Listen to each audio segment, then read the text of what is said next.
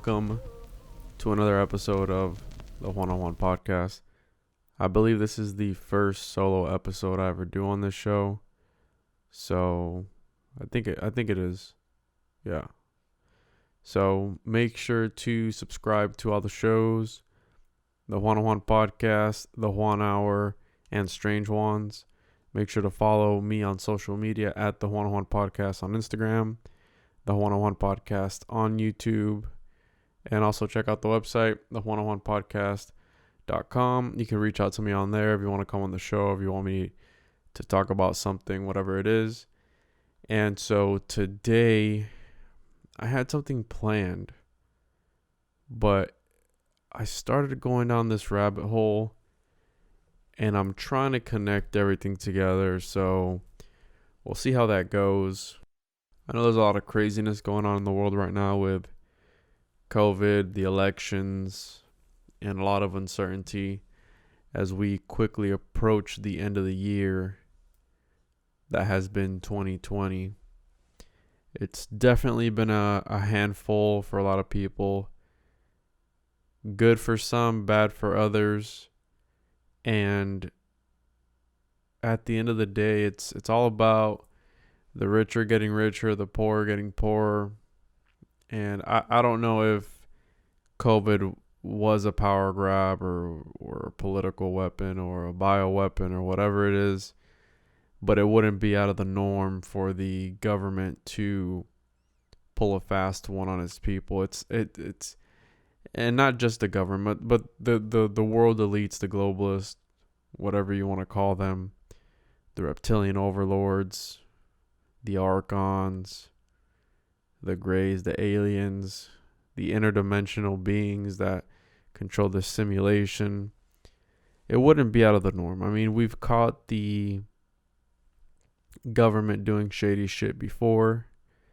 If you want to believe we landed on the moon, if you don't want to believe that. But at the end of the day, we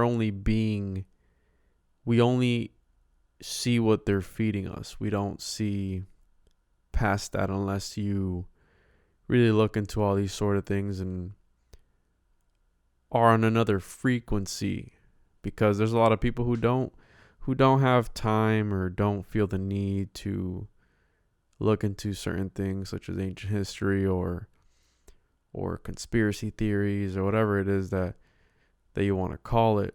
Some people just live their lives. They don't have time to be thinking about this shit. They don't have time to be thinking about if there are other dimensions or who the Nomos were that visited the Dogon tribe and how they came from another star cluster and a star system. None of that shit. A lot of people don't want to think about that. But guess what? I love it all. And I think about it all the time. And today I wanted to talk about, originally, on the 1 hour last week, I talked a little bit about Saturn worship and the connections there between Satan, Saturn, Moloch, Kronos, and how he is the demiurge, and talked about the Gnostics a little bit. And today I want to kind of continue that. I started going down that rabbit hole, and obviously if you haven't checked out episode 2 with Nick Hinton, we talk about the Saturn time cube simulation argument, where again Saturn is the demiurge controlling this simulation through some sort of means. It could be through cymatics, where Plato talked about this, where sound and the arts and these things that we come up with talk to the soul on a different level. It really goes down to the core of people. And that's why in Plato's The Republic, he wanted to ban certain arts, wanted to ban actors, wanted to ban certain music, certain frequencies, because he truly believed, again, and this is, I'm sure that he was part of the elites, and they, even back then, they were trying to control and assert their control over the people. Just how when Moses and the Exodus and everything was happening, they needed some sort of control. right? So that's when the 10 Commandments came into play, and it's all basic rules. Nothing out of the ordinary, nothing too crazy. Just something where in a society people are able to operate, right? Don't kill anybody, be a good neighbor, love your mom and your dad. Just simple shit. Because there can't ever just be peace in a system. There's always going to be chaos. There's always going to be something to throw something out of equilibrium in a system. It's the second law of thermodynamics. There's always going to something. Imagine how crazy it would be in a society where everything was just 100% A-OK all the time.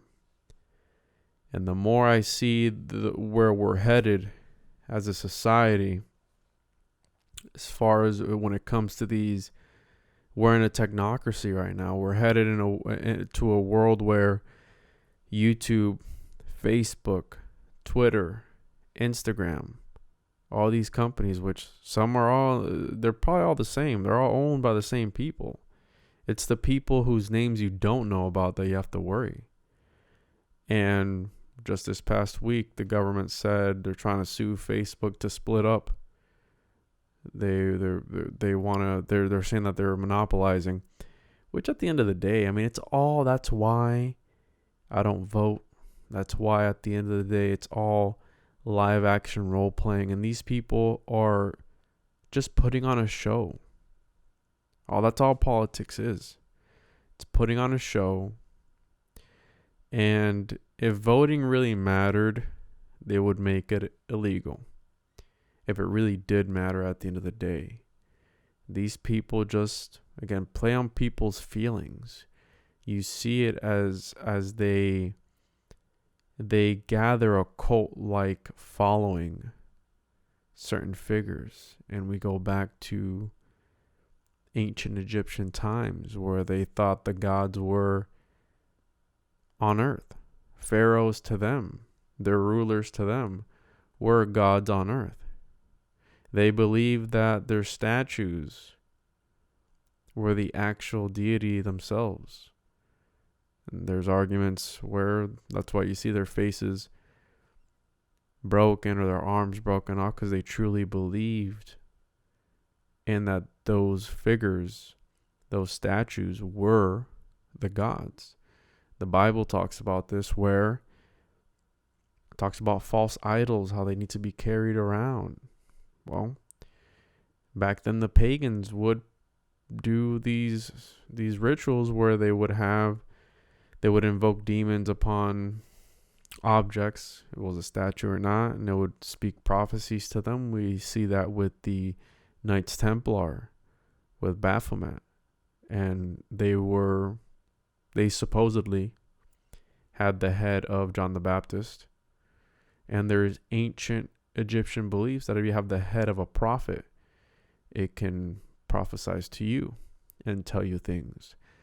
And all this connects because, to me personally, I feel this is the way that these ancient civilization and these ancient cultures were able to tap into these Akashic records, and were able to, it was the original cloud. They were able to tap into the cloud. Some way or another, they were able to reach some sort of frequency and tap into that to get knowledge that otherwise they wouldn't know about. Now, if you want to believe that it's aliens, I feel that there maybe perhaps is two sides of the story when it comes to this. I believe there might be a group of actual physical beings, maybe if they're interdimensional or not. And then you have the metaphysical beings that, or maybe, they're the same. Fuck it. They're the same. The ones that can transcend different dimensions, or they're all the same. What am I saying? Right? But that's how I feel that these ancient civilizations, they were They had a connection to the world and to the earth and to the stars, and I believe that language has been suppressed. We've been, as a society, this control through phones, through computers, through all these screens, light, right? Light pollution. Like this week, I was trying to I wanted to just disconnect, and I should probably go do a float, because I just literally, I laid down on my couch, took my glasses off, and just laid there, trying not to look at a screen or anything, because no matter where you go, you're on a fucking screen. Always. If you put your GPS on, guess what? You have to be looking at your screen to take you where it's at.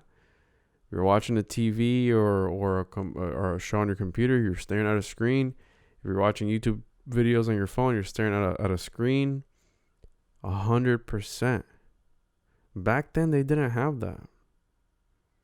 Back then, they were able to connect to the world. And imagine being a group somewhere out in the mountains, somewhere remote, and just looking up and just seeing all those stars.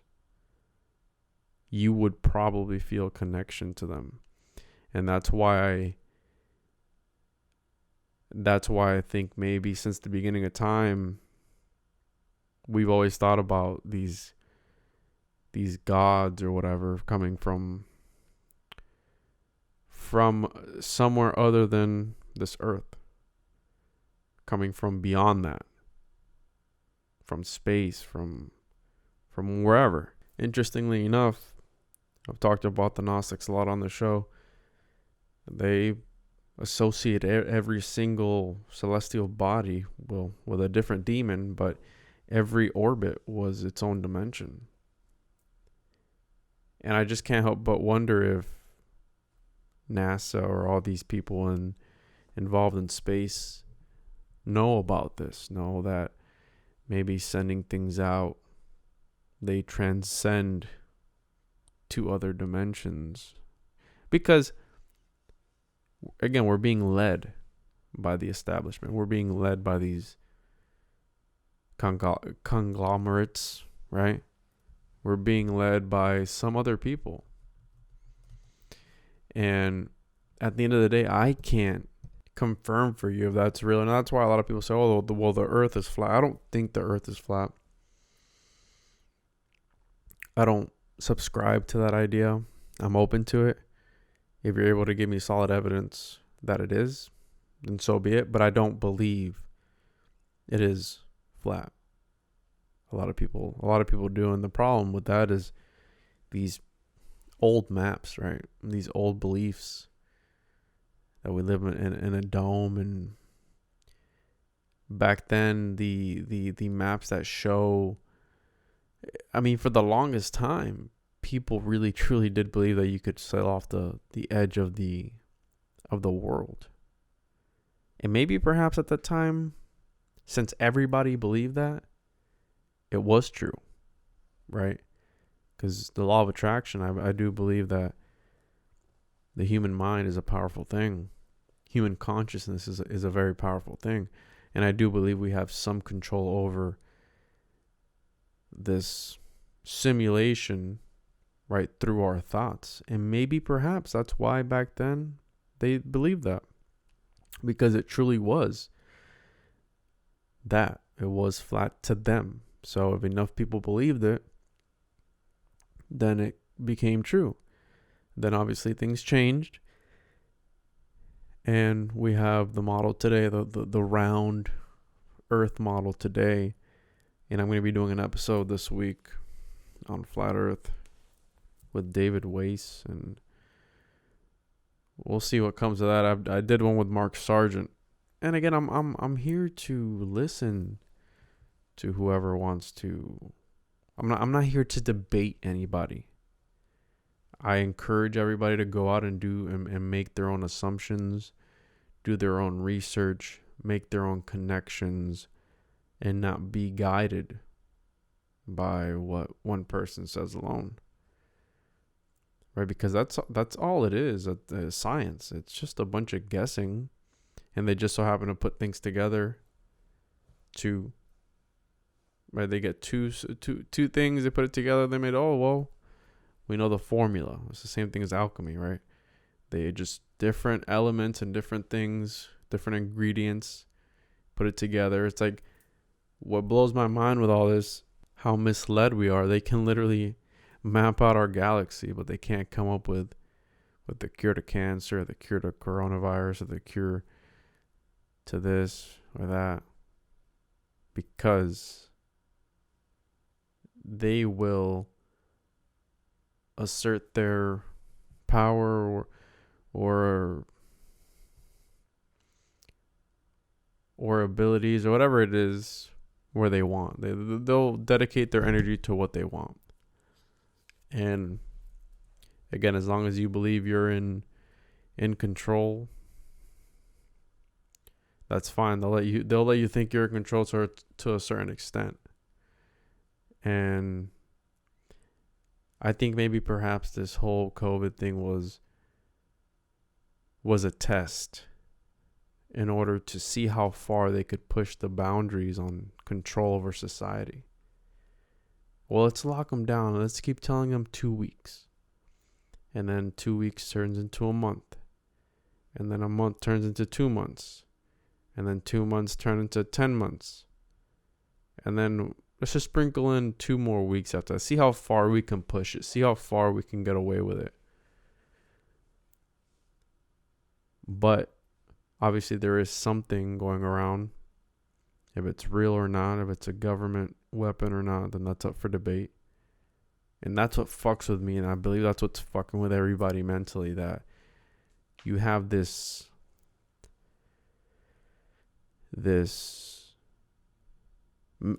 for a lack of a better word, a metaphysical entity, coronavirus, that you don't know where it's at. It can creep up on you at any minute. When you have it, you maybe don't even know you have it. That reminds me of what? Like a religion, right? There's always something watching you, making sure you take and make the right decisions at all times. And if you don't follow it, you will die. If you get this, you will die. If you are not a good person in this life and you kill somebody or you sin or whatever, you're going to hell and you're going to die forever. And so maybe COVID is the new religion. That's going to be the episode title. COVID-19, the new religion. Because it's like the center of our lives now. Wherever you go, it's fucking weird to shake people's hands. It's fucking weird to see people's faces because they need to wear a mask.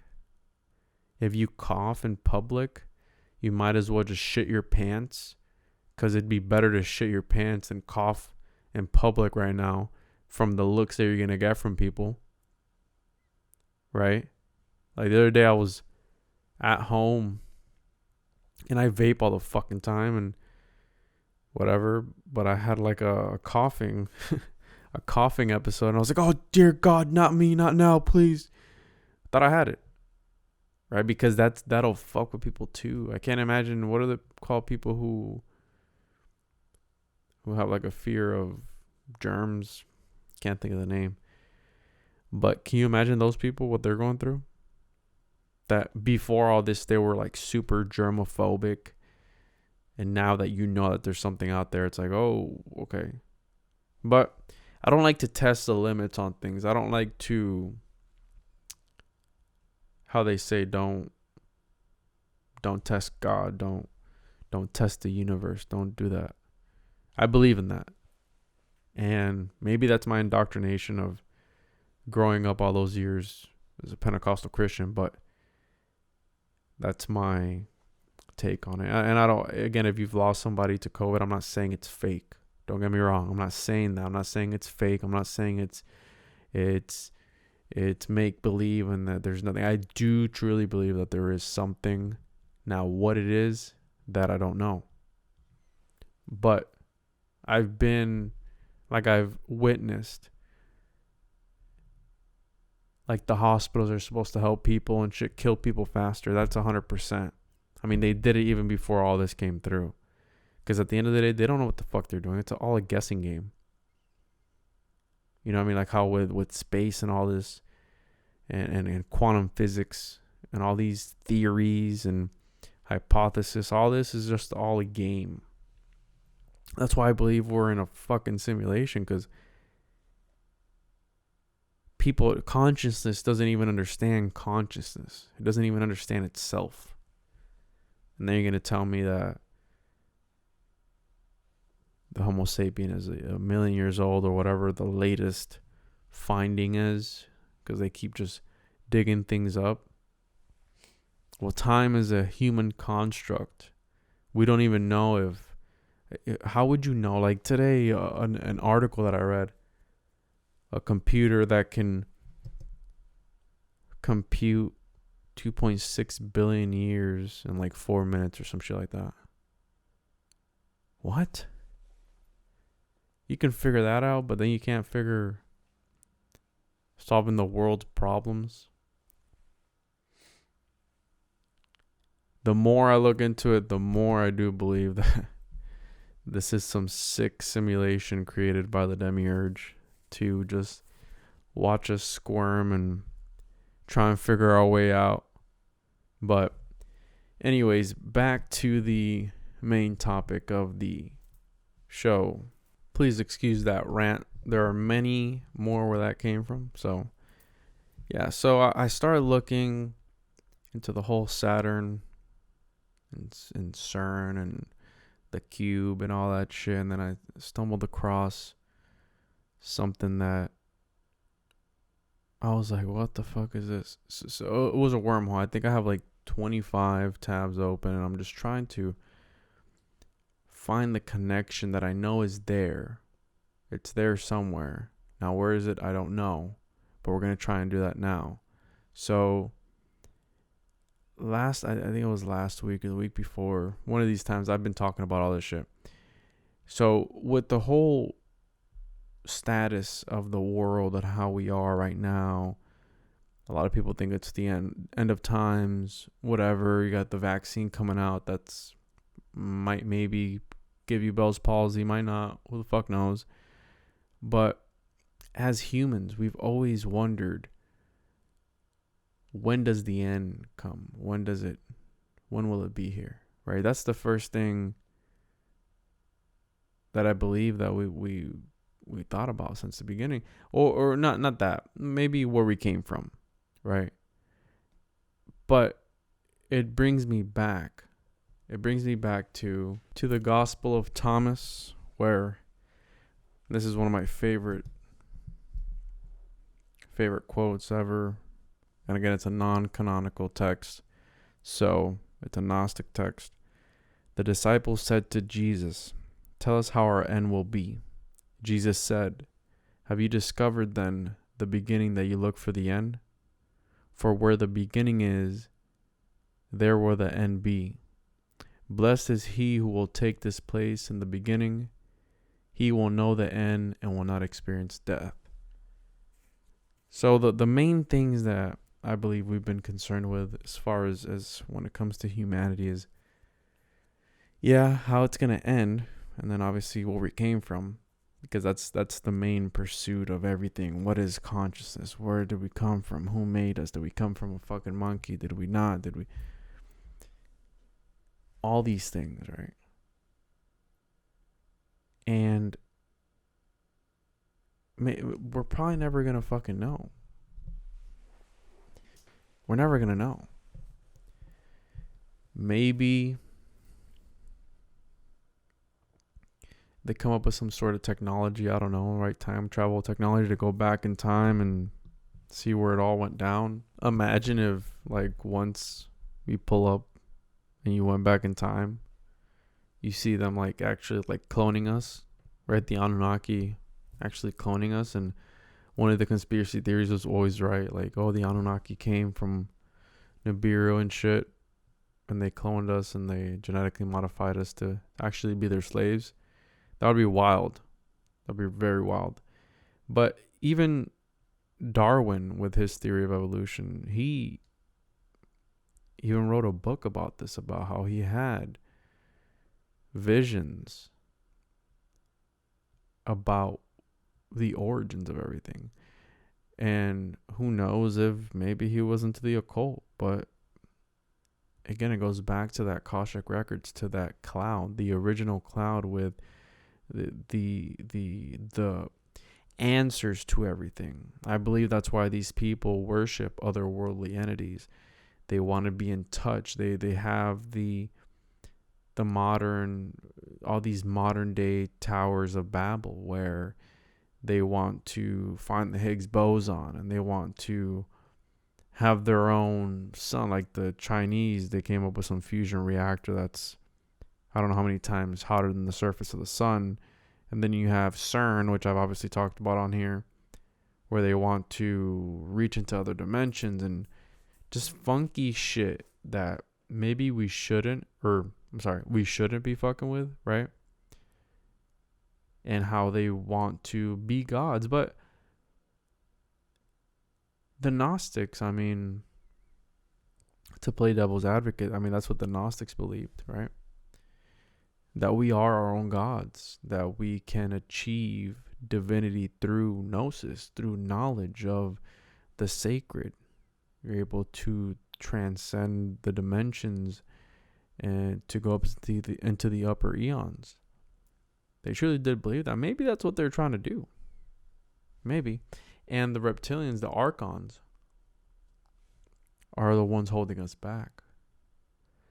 But when it comes to their occult symbols, that's what gets me with these people. And the whole, child sacrifice and all that bullshit, if you want to believe in that. Which, what I tell people is, whether you want to believe in the satanic worship of things, you can't deny the fact that there is a trafficking problem. That's not a fucking conspiracy. That's actual real life. That happens in real life. People do go missing and they get trafficked and sexually abused and stuff like that. Now the whole QAnon stuff, where they're all satanic pedophiles, that's the conspiracy, that they're drinking their blood and stuff like that, which again, there might be. You don't really ever know.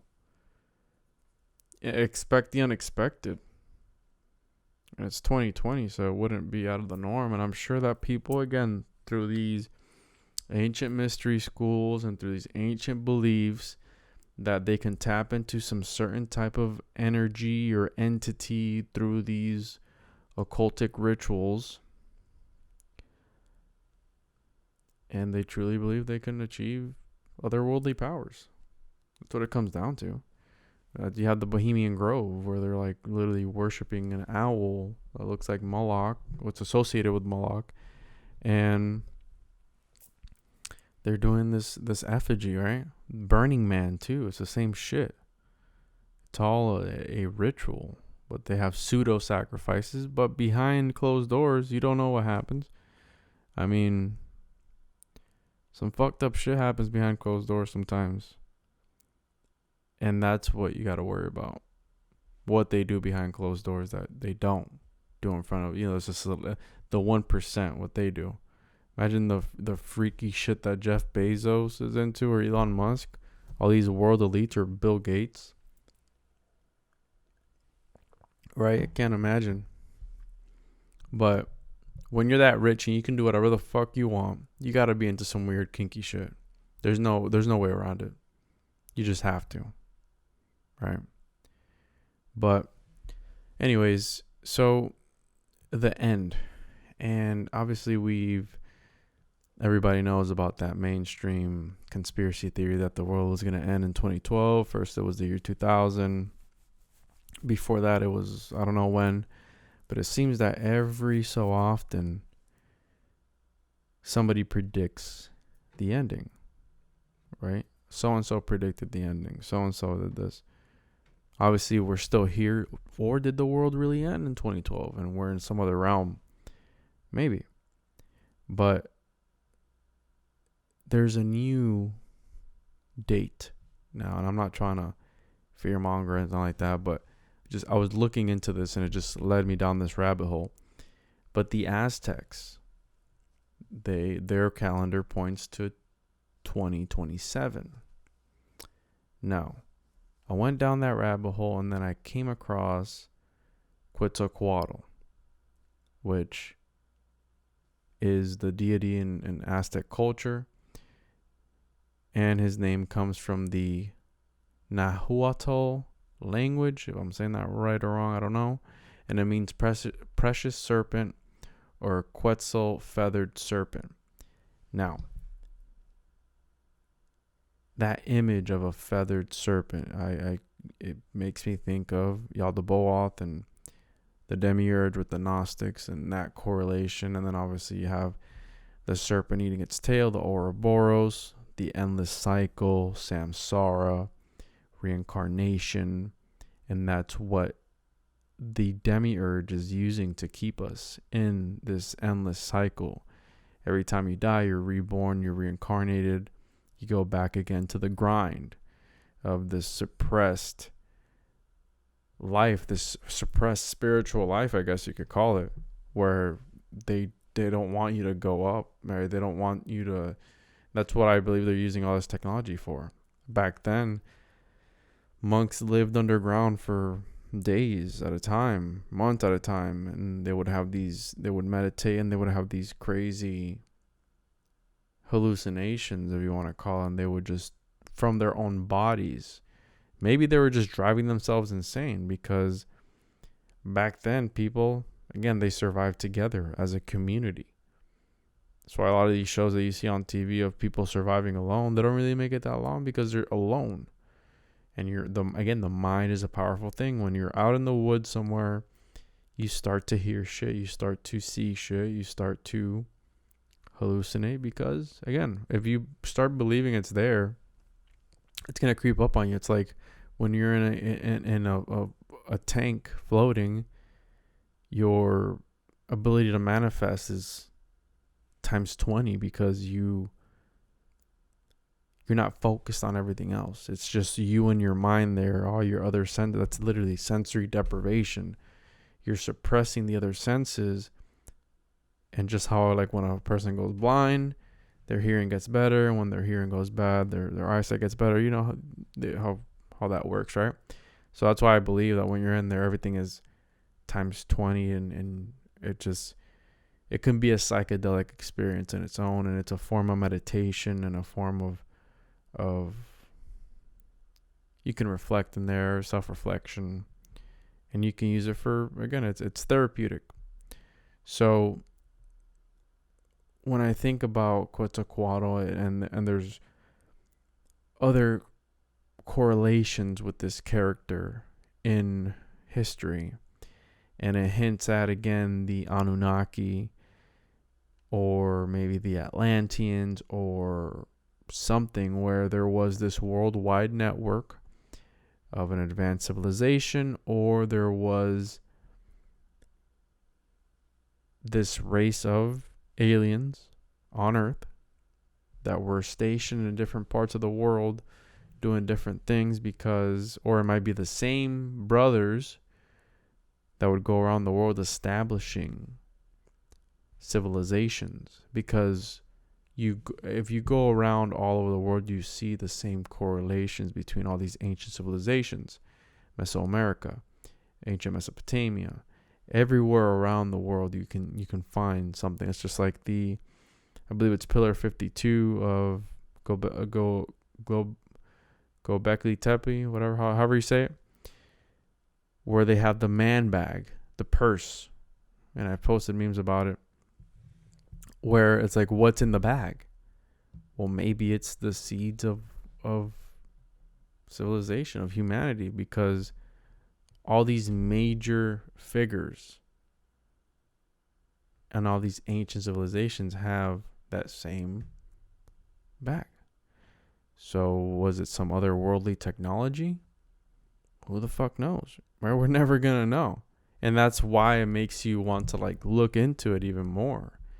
And I love this type of stuff because it really makes you think. If you could go back in time and see what was fucking happening, who these figures were, if they were even real, right? If they were even real, because you have figures like Plato fucking talking to himself all the time. What if Aristotle wasn't even real, or what if Plato wasn't even real? What if it's all just made up, right? But again, you see the connection between all these civilizations. And even though every different civilization has, or people have their own narrative fallacy in order to be able to tell their story of where they came from, and they want to make all these epics and all these crazy stories through oral tradition or through their scriptures, there's gotta be, even if it's exaggerated, some seed of truth in those stories. The bigger picture behind those stories. So all these epics and all these things that we read about in the Bible, in the Mahabharata, and any text, any ancient text, a lot of it is exaggerated. And I'm just thinking right now of how somebody told me like to focus on what you can prove, on the real, on something that's not a conspiracy theory. Well, at the end of the day, what the fuck isn't a conspiracy theory? If you either believe in something or you don't. Either you have something physically, right? Either you have some sort of information that is actual physical numbers that you can see, or you don't, right? Either, and I hate to keep this up, either you believe in COVID or you don't, right? That's arguable for certain people. But when you do your taxes, I mean, those are your taxes. Those are the numbers. That's what's on there. That's the actual thing. You know, at the end of the year, they paid you X amount of money. That's not make-believe. That happened, right?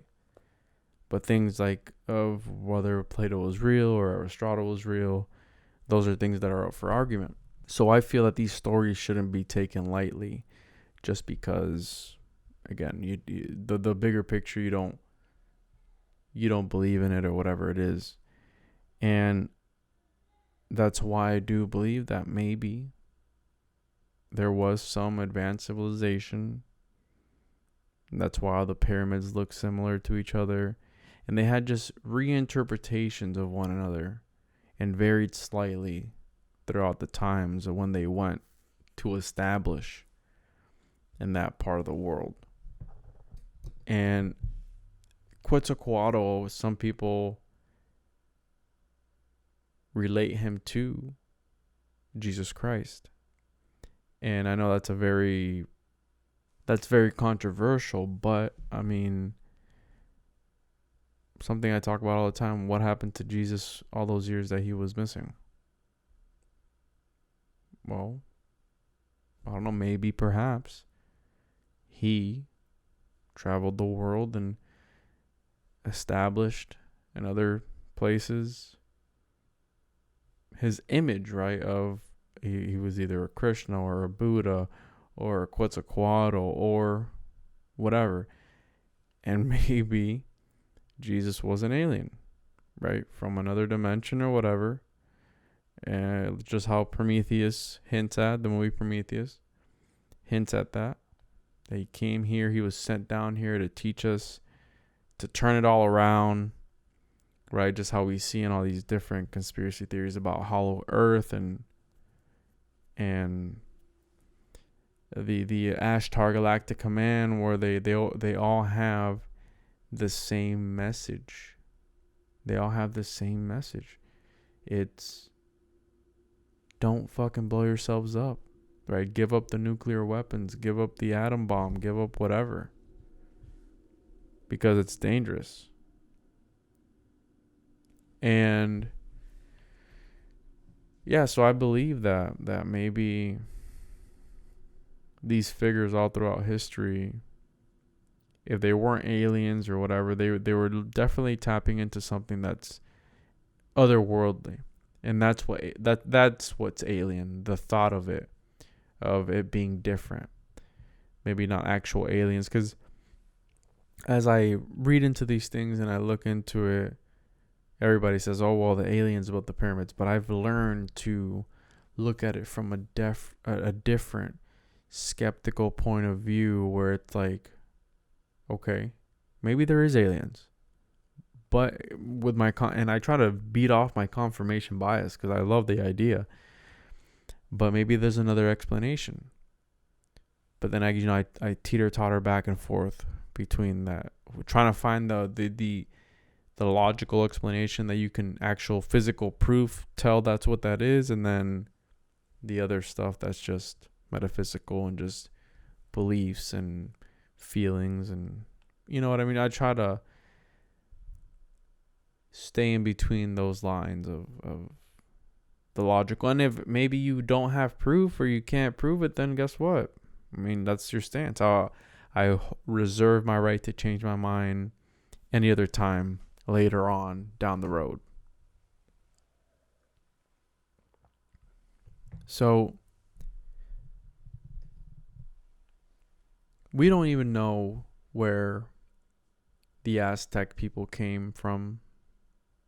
And everybody talks about the Mayans and all that and how they disappeared. And I believe that they were able to tap into some other vibrational frequency and able to transcend into some other dimension as a whole people.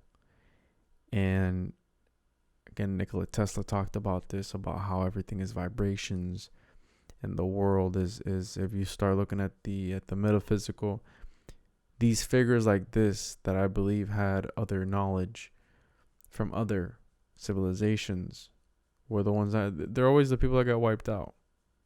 They always get silenced for whatever reason, because again, the establishment, the reptilians, whoever it is, the powers that be, want to suppress this sort of information and keep us locked down, because maybe they do feed off our energy through higher vibrational and lower vibrational beings, and they feed off your energy. And maybe we already are the batteries in the matrix, where the AI, the system, those other beings, those other entities are mining our energies, right? So the Mesoamerican god Quetzalcoatl and his twin brother came into being through virgin birth to the goddess Coatlis, right? I hope that's how you say it. And again, we always see these, and he had a twin brother. We always see this dualistic aspect to all these gods. You have Horus and Set, and the Immaculate Conception there, and then you have the baby, where he was later reincarnated. She was able to give birth to the Horus, where you have Osiris, Horus, and Set. You have Quetzalcoatl and his brother, duality there, and you have Enlil and Enki. Again, all these correlations between all these people, and they're always sons to a higher god. They're always sons to, right? You have El for the Anunnaki. You have for the Egyptians, I can't really think of it right now, but you have, Zeus, Jupiter, Kronos, Saturn. You have these sons of these other gods. Uranus, I believe, was it's so many mythologies and stories that I get them all mixed up.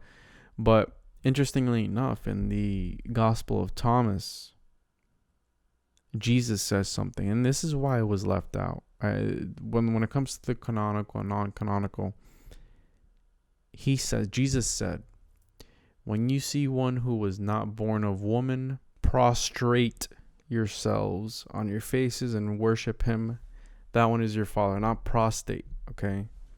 So, what the fuck does that mean? Because Jesus was born of a woman, so, oof. Does that hint at maybe some other worldly entity? Because, I mean, the Gnostic Jesus was fucking wild. He was a different Jesus. Let's just say he was a different Jesus. The disciples hated him. Judas was his best friend. They couldn't have that in the official narrative. They just couldn't. And it just comes to show you that they're going to show you whatever they want you to believe. And there are other alternatives. And I've talked about on the Juan Hour the inverted symbolism throughout all of history. There's arguments that the Mormons, how I mentioned earlier, feel like Christ resurrected in Mesoamerica in the 10th century to continue his work as Quetzalcoatl the man. There's arguments to that, saying that they don't believe that. There's other arguments saying that they do. If that's true or not, I don't know. That's just how what they say about the Scientologists believing in Xenu or whatever. So they're in the Galactic Federation and all this bullshit. So, when did Quetzalcoatl come into being? The earliest known recording of the feathered serpent is depicted on Stela 19 at the Olmec site on La Venta, built in 900 BC. At this time, the feathered serpent was just that, a feathered serpent. Trade routes spread the popularity of this deity across Mesoamerica. Each culture took the original myth and transformed it to suit their own culture. It was the Maya who rendered him in human form. So, again, what I've said, all different people take and interpret things how they want. Just how the early Christians, they had their own depictions of how everything was, and to the victor the spoils, the main people get to decide what is history, his story. So, Quetzalcoatl's astrological connection. John Major Jenkins, he said this about his connection. The Toltec pantheon that represented the zenith cosmology was Quetzalcoatl, whose earliest astronomical association is the Pleiades. The Pleiades were known as the serpent's rattle, and the flight of the Pleiades in alignment with the zenith sun evoked the image of a flying serpent. And that's Mayan Cosmogenesis 2012. The Pleiades. It's an open star cluster of hot blue stars in the constellation of Taurus. I'm a Taurus. Interesting. They are the nearest star cluster to the Earth. You can see them with the naked eye during the winter in the northern hemisphere. And the thing about the reptilians is that they use and the Pleiades, there's the myths throughout all of civilizations that revolve around that. But Subaru, right? Again, the symbolism. You have to pay attention to the symbolism when it comes to these motherfuckers, because they're not that bright, right? Subaru is the Japanese name for the Pleiades star cluster. And on their logo, they have the fucking 7 stars or the 7 sisters.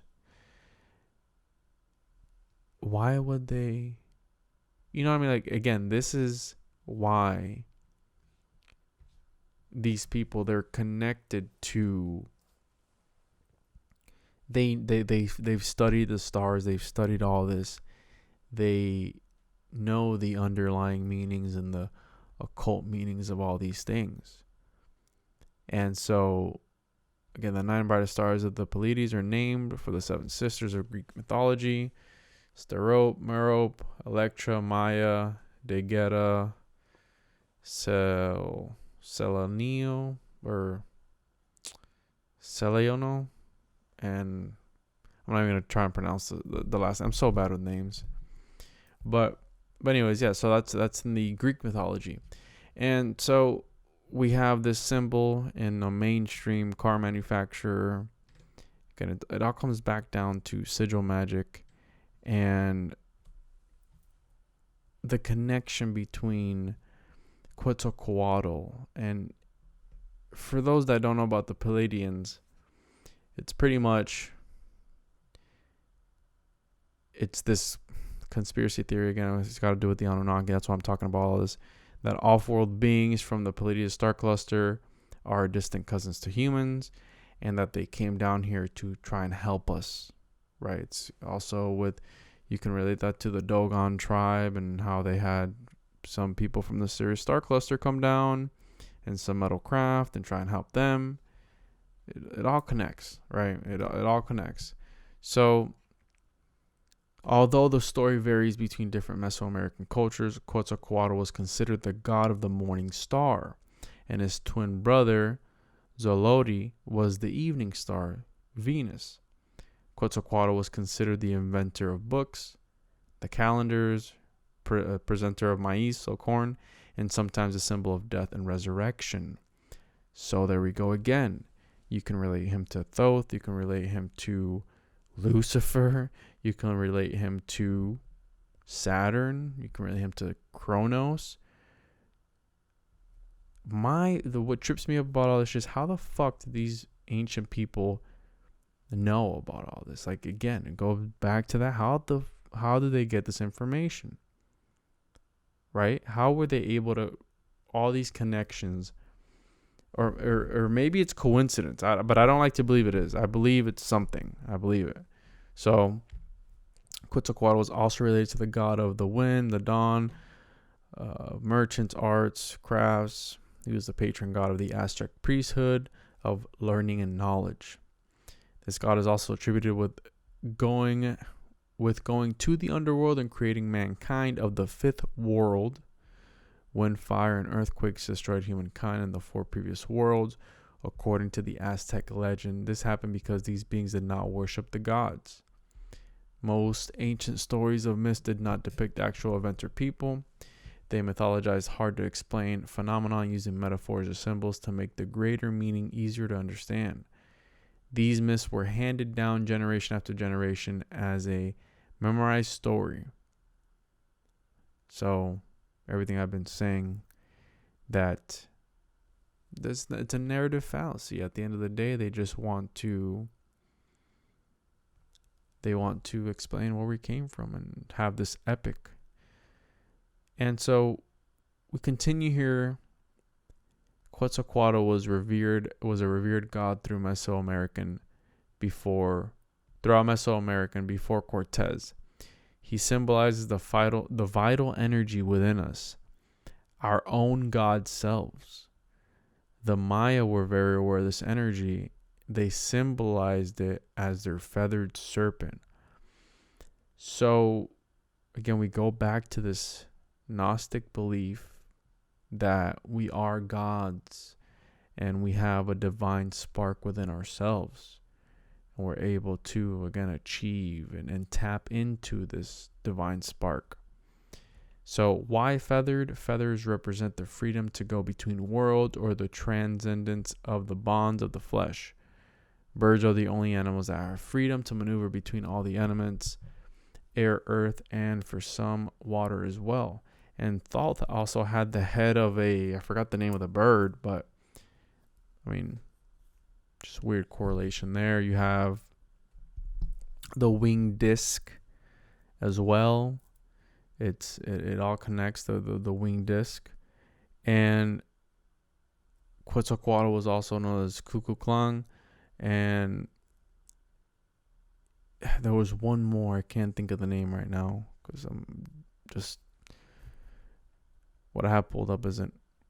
But there's one more deity that they attributed to him. But again, to be Quetzalcoatl or Kukulkan is to know the 7 forces of chakras that govern our body, not only know them, but also use them, understand their intimate relationship with natural and cosmic laws. We must comprehend the long and short cycles and the solar laws that sustain our lives. We must know how to die and how to be born. And this is from The Secrets of the Mind, Science, and Religion. And so, again, we see this worship of serpents, again, all throughout all of ancient civilization, and probably for good reason, because even in India you have the Nagas, and how they were these giant serpents. And it goes back and makes me think about the reptilians. Maybe if there is a reptilian-esque species or race of beings, right? And Mesopotamia, you also have the worship of serpents. And I mean, you can trace that all the way back to the divine feminine, or there's correlations there, because serpents don't need males in order to reproduce. And that's got, again, to do with immaculate conception. I've talked about on my other show about the serpent and the eagle you have in the Gnostic story of creation, where Yahweh and Sophia appear to in the Garden of Eden. Sophia as a serpent, and the reason that she wanted Adam and Eve to eat from the tree of knowledge was to know that it was just a false reality created by Aldebaoth. And that's why they said the serpent tempted Eve and tempted them to eat from the tree of knowledge, to know where we came from, and to know that it was just a false imprisonment. And that's why we were casted out, because that angered Yahweh or Yaldabaoth, because he didn't want us to know where we came from. He wanted to keep us under his control. So I mentioned about the end of times and how the fuck all this relates to each other. And earlier I mentioned 2027 was the restart for the Aztecs and their calendar. I believe they call it the round something. It's not coming to mind. But in 2029, there is an asteroid that's going to be coming near. Very, very near. I mean, if you want to, it's a probability of 2.7% that it's going to hit the Earth, which I guess to them is crazy close, right? Like when they talk about, oh, we have an asteroid that's really near us, it's like 300 million miles away from us, and they're just sweating bullets. But again, the name of this asteroid, though, 99942, Apophis is the name. And then obviously when I see names like this, I have to look into what it means. So when you look Apophis and you look up the name, he was an ancient Egyptian deity who embodied chaos. So they named a fucking asteroid after this guy. And he was the opponent of light, Ma'at, so order and truth. And he appears in the arts as a giant serpent. Right. Again, with the serpent, his brother was Ra, the sun god, and he was depicted as a serpent. In Ragnarok, so Nordic mythology, Jormungand supposed to kickstart the Ragnarok, and also he grew so big, he was able to grasp his own tail, the Ouroboros, and they relay him to Leviathan, and when he releases his tail, Ragnarok will begin. So again, what's up with all this fucking serpent symbolism and mythology and all these things? I don't know. But again, you got to pay attention to the symbolism, because they know what's happening. They put it out there for a reason. They put out movies tell more truth than actual people do, and the symbolism behind it all. But when I started looking into all this, I was like, man, so what the fuck does it all mean? Maybe some people think Quetzalcoatl is also Satan, right? They call him Morning Star or Lucifer. But I don't know. But it's all very interesting as far as how it all originates and comes together, and why they would name these things certain names like that. That's what gets me. But maybe the Mayans got it right, and it was just a dyslexic Mayan who took 2012 and it was actually supposed to be 2021 because of the state of how everything has been as of lately, with all this civil unrest and right, we're at the brinks of certain wars. If things really get pushed over the edge, if it's really gonna happen, or if it's all just a fucking sick game, or if it's something bigger, a sick game by the demiurge controlling the simulation. Who the fuck knows? But yeah, that's about it for today. And hopefully you guys enjoyed my rambling here and my rants. But it does go deeper, and I might revisit this because it's a fucking rabbit hole. And I got into it last minute, trying to decipher it all. But I'll just set the stage with that, and maybe next week I'll come back and revisit it and structure everything and just connect everything again. So see what happens. Make sure to follow me on social media at the Juan Podcast, on Instagram, on YouTube, the Juan Podcast, and shoot me an email, the Podcast@gmail.com, if you want me to talk about something or want to be on the show, whatever it is. And again, as always, until next time.